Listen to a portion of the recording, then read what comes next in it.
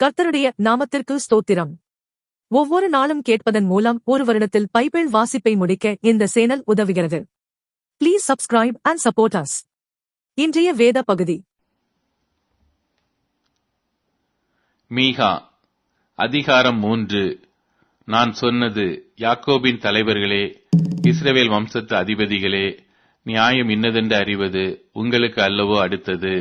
ஆனாலும் நன்மையை வெறுத்து தீமையை விரும்பி அவர்கள் மேல் இருக்கிற அவர்களுடைய தோலையும் அவர்கள் எலும்புகள் மேல் இருக்கிற அவர்களுடைய சதையையும் பிடுங்கி என் ஜனத்தின் சதையை தின்று அவர்கள் மேல் இருக்கிற அவர்களுடைய தோலை உரிந்து கொண்டு அவர்கள் எலும்புகளை முறித்து பானையிலே போடும் அன்னமாகவும் இறைச்சியை கொப்பரைக்குள்ளே போடும் அன்னமாகவும் அவைகளை துண்டிக்கிறார்கள். அப்பொழுது அவர்கள் கர்த்தரை நோக்கி கூப்பிடுவார்கள். ஆனாலும் அவர்கள் தங்கள் கிரியைகளில் பொல்லாதவர்கள் ஆனபடியினால் அவர் அவர்களுக்கு மறு உத்தரவு கொடாமல் தமது முகத்தை அக்காலத்திலே அவர்களுக்கு மறைத்துக் கொள்வார். தங்கள் பற்களினால் கடிக்கிறவர்களாயிருந்து சமாதானம் என்று சொல்லி தங்கள் வாய்க்கு உணவை கொடாதவனுக்கு விரோதமாக சண்டைக்கு ஆயத்தம் பண்ணி என் ஜனத்தை மோசம் போக்குகிற தீர்க்க தரிசிகளுக்கு விரோதமாய் கர்த்தர் சொல்லுகிறது என்னவென்றால், தரிசனம் காணக்கூடாத ராத்திரியும் குறி சொல்லக்கூடாத அந்த காரமும் உங்களுக்கு வரும். தீர்க்க தரிசிகளின் மேல் சூரியன் அஸ்தமித்து அவர்கள் மேல் பகல் காரிருளாய் போகும். தரிசனம் பார்க்கிறவர்கள் வெட்கி குறி சொல்லுகிறவர்கள் நாணி உத்தரவு கொடுக்கிற தேவன் இல்லாததினால் அவர்கள் எல்லாரும் தங்கள் வாயை மூடுவார்கள். நானோ யாக்கோபுக்கு அவன் மீறுதலையும் இஸ்ரவேலுக்கு அவன் பாவத்தையும் அறிவிக்கும்படி கர்த்தருடைய ஆவி அருளிய பலத்தினாலும் நியாயத்தினாலும் பராக்கிரமத்தினாலும் நிரப்பப்பட்டிருக்கிறேன். நியாயத்தை அருவருத்து செம்மையானவைகளை எல்லாம் கோணலாக்கி சீயோனை இரத்த பழியினாலும் எருசலேமை அநியாயத்தினாலும் கட்டுவிக்கிற யாக்கோபு வம்சத்து தலைவர்களே, இஸ்ரவேல் வம்சத்து அதிபதிகளே, இதை கேளுங்கள். அதன் தலைவர்கள் பரிதானத்துக்கு நியாயம் தீர்க்கிறார்கள். அதன் ஆசாரியர்கள் கூலிக்கு உபதேசிக்கிறார்கள். அதன் தீர்க்கதரிசிகள் பணத்துக்கு குறி சொல்லுகிறார்கள். ஆகிலும் அவர்கள் கர்த்தரை சார்ந்து கொண்டு, கர்த்தர் எங்கள் நடுவில் இல்லையோ, தீங்கு எங்கள் மேல் வராது என்கிறார்கள். ஆகையால் உங்கள் நிமித்தம் சீயோன் வயல்வெளியைப் போல உளப்பட்டு எருசலேம் மண் மேடுகளாய்ப்போம். ஆலயத்தின் பர்வதம் காட்டு மேடுகளாய்ப்போம். மீகா அதிகாரம் 4. ஆனாலும் கடைசி நாட்களில் கர்த்தருடைய ஆலயமாகிய பர்வதம் பர்வதங்களின் கொடுமுடியில் ஸ்தாபிக்கப்பட்டு மலைகளுக்கு மேலாய் உயர்த்தப்பட்டிருக்கும். எல்லா ஜாதிகளும் அதனிடத்திற்கு ஓடி வருவார்கள். திரளான ஜாதிகள் புறப்பட்டு வந்து, நாம் கர்த்தரின் பர்வதத்துக்கும் யாக்கோபின் தேவனுடைய ஆலயத்துக்கும் போவோம் வாருங்கள். அவர் தமது வழிகளை நமக்கு போதிப்பார். நாம் அவர் பாதைகளில் நடப்போம் என்பார்கள். ஏனெனில் சீயோனிலிருந்து வேதமும் எருசலேமிலிருந்து கர்த்தரின் வசனமும் வெளிப்படும். அவர் திரளான ஜனங்களுக்குள் நியாயம் தீர்த்து தூரத்தில் உள்ள பலத்த ஜாதிகளை கடிந்து கொள்ளுவார். அப்பொழுது அவர்கள் தங்கள் பட்டயங்களை மண் வெட்டிகளாகவும் தங்கள் ஈட்டிகளை அரிவாள்களாகவும் அடிப்பார்கள். ஒரு ஜாதிக்கு விரோதமாய் மறு ஜாதி பட்டயம் எடுப்பதில்லை. இனி அவர்கள் யுத்தத்தை கற்பதும் இல்லை. அவனவன் தன் தன் திராட்சை செடி நிழலிலும் தன் தன் அத்தி மரத்தின் நிழலிலும் பயப்படுத்துவார் இல்லாமல் உட்காருவான். சேனைகளுடைய கர்த்தரின் வாய் இதை சொல்லிற்று. சகல ஜனங்களும் தங்கள் தங்கள் தேவனுடைய நாமத்தை பற்றி கொண்டு நடப்பார்கள். நாங்களும் எங்கள் தேவனாகிய கர்த்தருடைய நாமத்தை பற்றி கொண்டு என்றென்றைக்கும் உள்ள சதா காலங்களிலும் நடப்போம். கர்த்தர் சொல்லுகிறது என்னவென்றால், அந்நாளிலே நான் நொண்டியானவளை சேர்த்து தள்ளுண்டவளையும் தீங்கு அனுபவித்தவளையும் கூட்டிக் கொண்டு நொண்டியானவளை மீதியான ஜனமாகவும் தூரமாய் தள்ளுண்டு போனவளை பலத்த ஜாதியாகவும் வைப்பேன். அவர்கள் பேரில் கர்த்தர் சீயோன் பர்வதத்திலே இது முதல் என்றென்றைக்கும் ராஜாவாய் இருப்பார். மந்தையின் துருக்கமே, சீயோன் குமாரத்தின் அரணே, முந்தின ஆளுகை உன்னிடத்தில் வரும். ராஜரிகம் எருசலேம் குமாரத்தின் இடத்தில் வரும். இப்போதும் நீ சத்தமிட்டு கதறுவானேன்? ராஜாவானவர் உன்னிடத்தில் இல்லையோ? உன் ஆலோசனைக்காரர் அழிந்து போனார்களோ? பிரசவிக்கிற ஸ்திரீக்கு ஒத்த வேதனை உனக்கு உண்டாகும். சீயோன் குமாரத்தியே, பிரசவ ஸ்திரியைப் போல அம்பாயப்பட்டு வேதனைப்படு. நீ இப்போது நகரத்திலிருந்து புறப்பட்டு வெளிகளில் தங்கி பாபிலோன் வரைக்கும் போவாய். அங்கே விடுவிக்கப்படுவாய். அங்கே கர்த்தர் உன்னை உன் சத்துருக்களின் கைக்கு நீங்களாக்கி மீட்பார். சீயோன் தீட்டுப்படுவாளாக, எங்கள் கண் அவளை காண்பதாக என்று சொல்லி அநேக ஜாதியார் உனக்கு விரோதமாக கூடியிருக்கிறார்கள். ஆனாலும் அவர்கள் கர்த்தருடைய நினைவுகளை அறியாமலும் அவருடைய யோசனையை உணராமலும் இருக்கிறார்கள். அவர் அரிக்கட்டுகளைப் போல அவர்களை களத்திலே சேர்ப்பார். சீயோன் குமாரத்தியே, நீ எழுந்து போரடி. நான் உன் கொம்புகளை இரும்பும் உன் குளம்புகளை வெண்கலமும் ஆக்குவேன். நீ அநேக ஜனங்களை நொறுக்கி போடுவாய். அவர்கள் தேடி சேர்த்ததை நீ கர்த்தருக்கென்றும் அவர்களுடைய ஆஸ்தியை பூமிக்கெல்லாம் ஆண்டவராய் இருக்கிறவருக்கென்றும் நியமிப்பாய். வெளிப்படுத்தின விசேஷம் அதிகாரம் 11. பின்பு கைகோலுக்கு ஒப்பான ஒரு அளவுகோல் என்னிடத்தில் கொடுக்கப்பட்டது. அப்பொழுது தேவதூதன் நின்று என்னை நோக்கி, நீ எழுந்து தேவனுடைய ஆலயத்தையும் பலிபீடத்தையும் அதில் தொழுது கொள்ளுகிறவர்களையும் அளந்து பார். ஆலயத்திற்கு புறம்பே இருக்கிற பிரகாரம் புற ஜாதியாருக்கு கொடுக்கப்பட்டபடியால் அதை அளவாமல் புறம்பாக்கி போடு. பரிசுத்த நகரத்தை அவர்கள் 42 மாதமளவு மிதிப்பார்கள். என்னுடைய 2 சாட்சிகளும் இரட்டு வஸ்திரம் முடித்துக் கொண்டிருக்கிறவர்களாய் 1260 நாளளவும் தீர்க்க தரிசனம் சொல்லும்படி அவர்களுக்கு அதிகாரம் கொடுப்பேன். பூலோகத்தின் ஆண்டவருக்கு முன்பாக நிற்கிற 2 ஒலிவ மரங்களும் 2 விளக்கு தண்டுகளும் இவர்களே.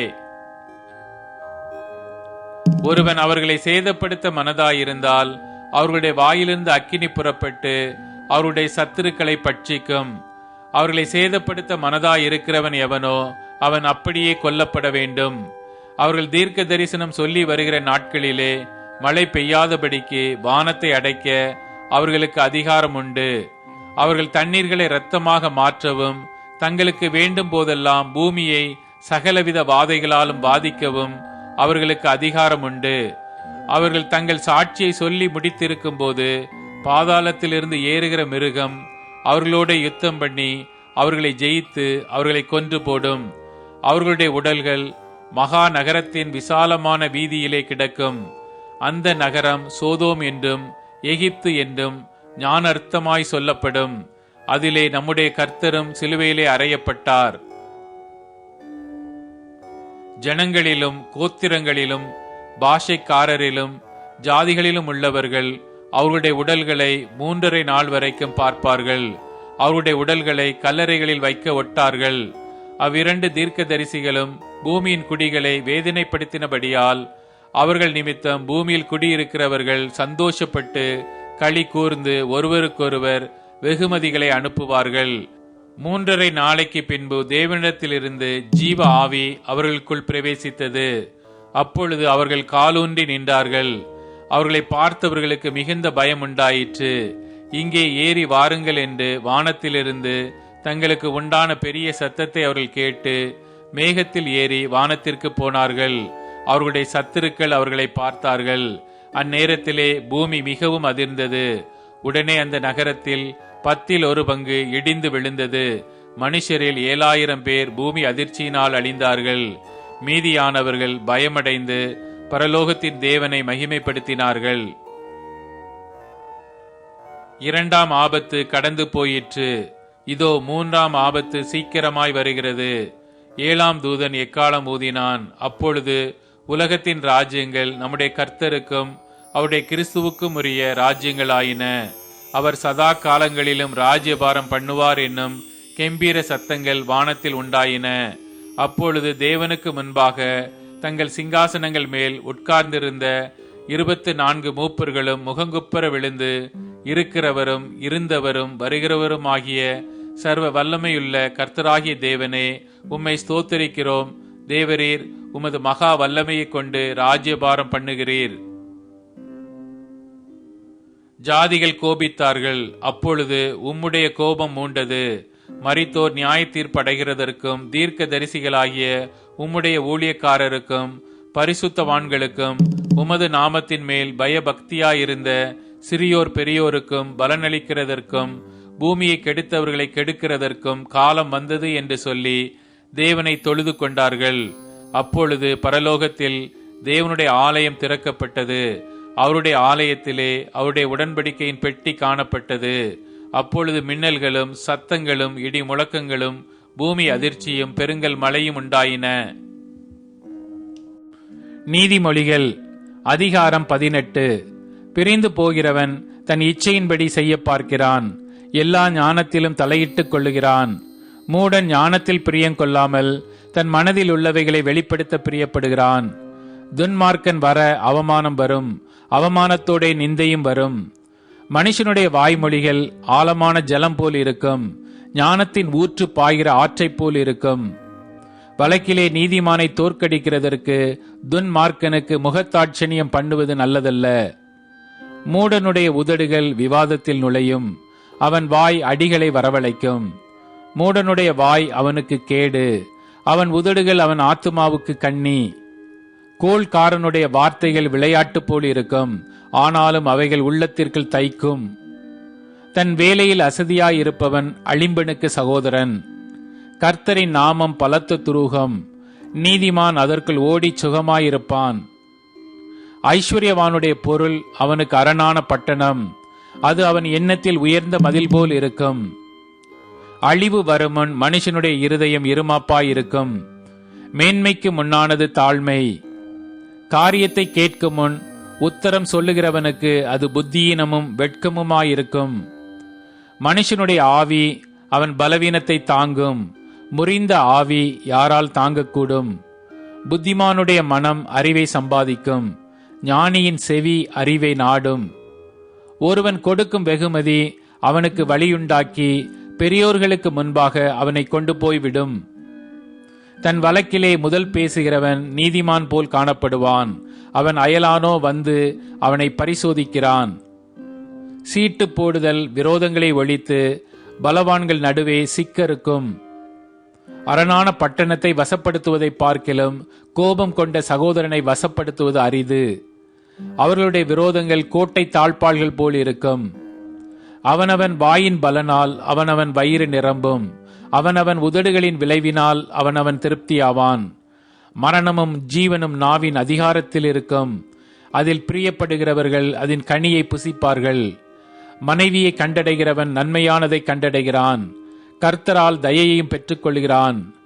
தரித்திரன் கெஞ்சி கேட்கிறான், ஐஸ்வர்யவான் கடினமாய் உத்தரவு கொடுக்கிறான்.